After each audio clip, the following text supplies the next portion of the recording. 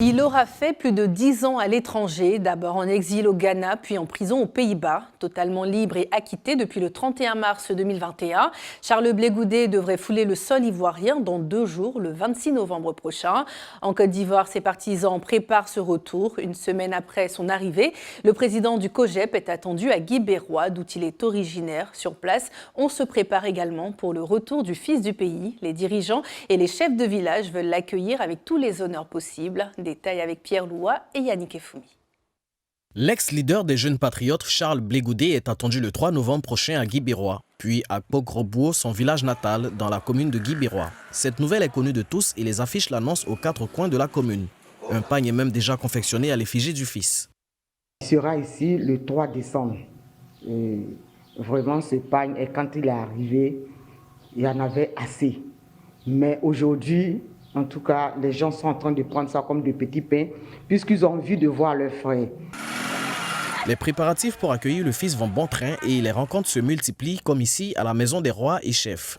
L'honorable Kifi Robert, président du collectif des chefs du village du Grand Guibérois, s'est entouré de plusieurs chefs de la localité afin de mettre tout en œuvre pour réserver un accueil chaleureux à Blé Goudet.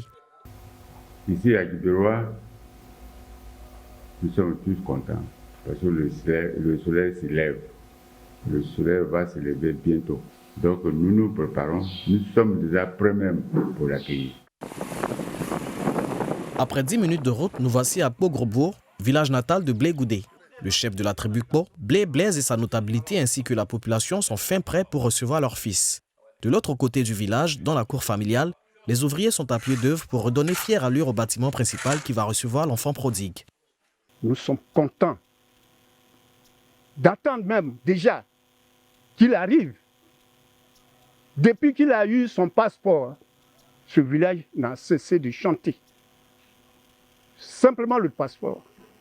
Parce qu'avec le passeport, nous avons su que, quel que soit Alpha, quel que soit le temps qu'il va passer, il va nous revenir.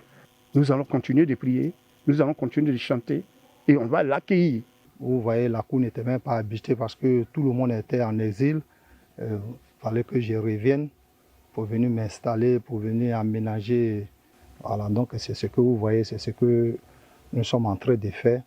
Et avec l'aide de plusieurs personnes, bon d'accord, je pense qu'avant qu'il n'arrive ici le 3 décembre à Guibérois, je pense qu'on aura fait ce qu'on peut.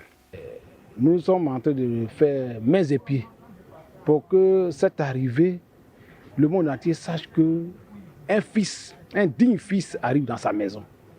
D'où nous sommes en train de galvaniser toutes les couches. Son arrivée, ce n'est pas un problème de parti politique, ce n'est pas un problème de son parti.